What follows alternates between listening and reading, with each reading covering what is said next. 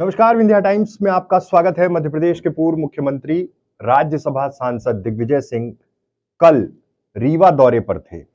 दरअसल मध्य प्रदेश की लगभग 65 से 67 ऐसी सीटें जहां पर लंबे समय से कांग्रेस को जीत नहीं मिली, उन सीटों को टारगेट करते हुए दिग्विजय सिंह ने एक प्लान बनाया है। पिछले 2018 विधानसभा चुनाव में भी वो ऐसे तमाम विधानसभा क्षेत्रों में जा रहे थे। मध्य प्रदेश का एक तरह से उन्होंने दौरा किया था और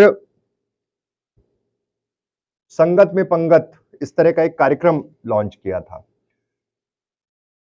तमाम जमीन के कार्यकर्ताओं से वो संवाद कर रहे थे।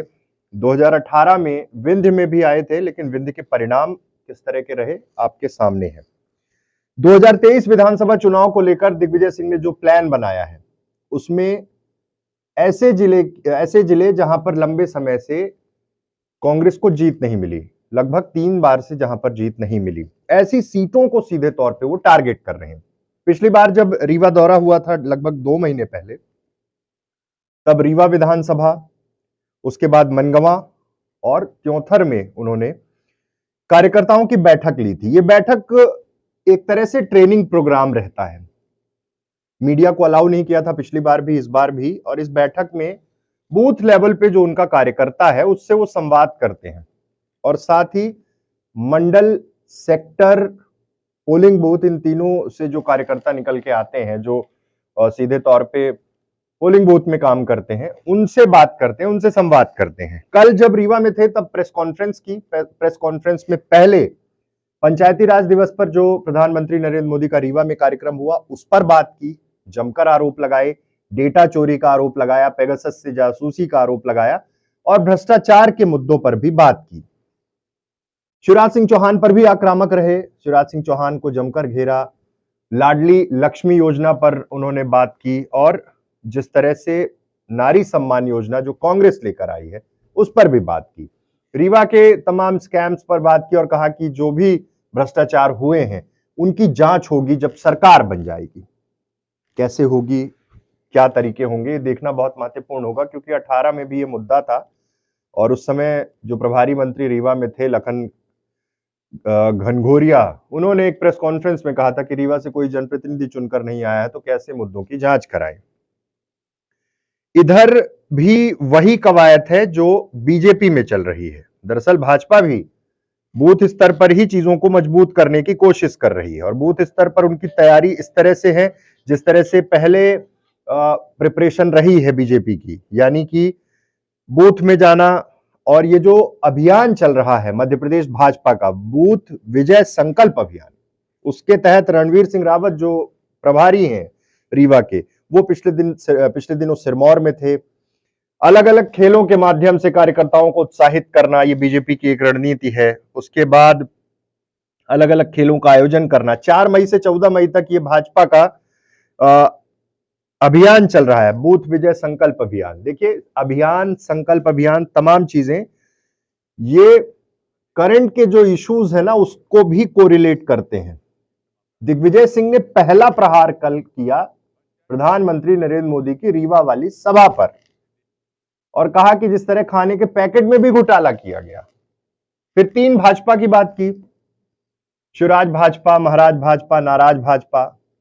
और मैंने जब यह पूछा कि क्या विंध्य की नाराज भाजपा आपके संपर्क में है, तो हंसकर और ठहाके लगाकर हंसे और बात को बदल दिया। दीपक जोशी के बीजेपी छोड़कर कांग्रेस में शामिल होने के बाद ऐसे कयास लगाए जा रहे हैं कि कई और ऐसे नेता हैं जो भाजपा से नाराज चल रहे हैं। दरअसल संगठन और सत्ता के बीच में तालमेल बैठाने की कोशिश केंद्रीय नेतृत्व ने भी कई बार की है, लेकिन परिस्थितियां आपके सामने हैं। अब जाति आयोग बना के, निगम मंडल जाति आयोग बना करके कैबिनेट मंत्री दर्जा, राज्य मंत्री दर्जा, ऐसे लोगों की संख्या भी 70-80 के पार पहुंचने वाली है। पिछली बार भी यही हुआ था 2018 के चुनाव में। और विंध्य पर इस बार जो फोकस है दोनों ही राजनीतिक दलों का, एक तरफ मोर्चा संभाल के रखे हुए हैं मध्य प्रदेश के मुख्यमंत्री शिवराज सिंह चौहान। पहले रीवा दौरा, मऊगंज को जिला बनाना, टनल का इनॉग्रेशन, उसके बाद प्रधानमंत्री का दौरा, उसके बाद अब सतना आ रहे हैं। सतना में पहले भी कार्यक्रम हो चुके हैं।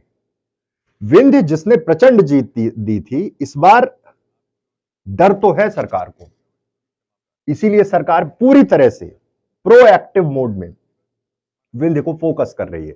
और विपक्ष की ओर से सीधे तौर पे कहा जाए कि ऐसी तमाम सीटें, चूंकि इसी जिले में, इसी अंचल में ऐसी बहुत सारी सीटें हैं जहां पर लंबे समय से बीजेपी है, उन सीटों को सीधे टारगेट करने के लिए दिग्विजय सिंह ने मोर्चा संभाल लिया है। सिरमौर, रीवा, मनगवा, देवतालाब, त्योंथर, ये सीटें हैं जहां पर जीत नहीं मिली है और इसी को फोकस करते हुए वो ये दौरा भी महत्वपूर्ण था। देवतालाब में भी कार्यकर्ताओं की बैठक ली, सिरमौर में जो बैठक दिग्विजय सिंह ने ली वो भी कई मायनों में बहुत महत्वपूर्ण है। लेकिन सारी चीजें आकर वहीं रुकेंगी कि बगावत जब होगी उसको कैसे रोका जाएगा। संगठन के कार्यों की समीक्षा की दिग्विजय सिंह ने और कहा कि संगठन में बेहतर काम हो रहा है और उनकी कोशिश है। उन्होंने प्रेस कॉन्फ्रेंस में भी इस बात का जिक्र किया कि फर्जी मतदान रोकने के लिए हम लोगों को लगना होगा। कई बार हमारे कैंडिडेट जिन्हें 10-10 हजार वोट से जीतना रहता है वो 2000 वोट से जीतते हैं, जिसकी वजह है फर्जी मतदान। और ये दौरा कई मायनों में बहुत महत्वपूर्ण था और अगले फेज में फिर आना है, ऐसा भी कहा जा रहा है। हर जिले में जिस तरह की कवायद की जा रही है, इसका कितना फायदा कांग्रेस को मिलेगा और बीजेपी में जो कुछ चल रहा है, सरकार के खिलाफ एंटी इनकम्बेंसी की बात शुरू हो गई है। और इस बार चुनाव में नारा जो है वो ये इस बात का भी है, कमलनाथ जिस बात को बार बार हर मंच से उठाते हैं, मेरी क्या गलती थी, यानी कि बार बार वही आरोप कि सरकार छल के साथ गिराई गई, अलोकतांत्रिक तरीके से ये सरकार बनी है। जब दोबारा बनी 2020 में जब सरकार गिरी, इन तमाम बातों का जिक्र करते हुए 2021 से जो परिस्थितियां बनी हैं, 3 साल में अब अलग अलग आरोप हैं, लूट के सीधे तौर पे आरोप हैं, उन पर कांग्रेस सीधे तौर पर प्रहार कर रही है। कर्नाटक के चुनाव से मध्य प्रदेश की कांग्रेस सबक ले रही है। 40% कमीशन का मसला जो वहां चला, उसे यहां दीपक जोशी ने अपनी प्रेस कॉन्फ्रेंस में, जब कांग्रेस ज्वाइन किया उन्होंने, तब उस प्रेस कॉन्फ्रेंस में बोल चुके थे कि यहां तो 80% का खेल चल रहा है। मतलब एक सिस्टमैटिक कैंपेन डिजाइन हो रहा है, किस तरह से सब कुछ होगा और कैसे ये जो दौरे चल रहे हैं बूथ लेवल पर पहुंचने की कवायद है। और कांग्रेस भी अब एक्टिव हो चुकी है, तमाम अलग अलग दलों के लोगों की कांग्रेस में ज्वाइनिंग हो रही है, लेकिन टिकट किसी एक को मिलेगा। उस परिस्थिति में क्या होगा, कैसे संभालेंगे, ये देखना बहुत महत्वपूर्ण होगा। बहुत बहुत धन्यवाद।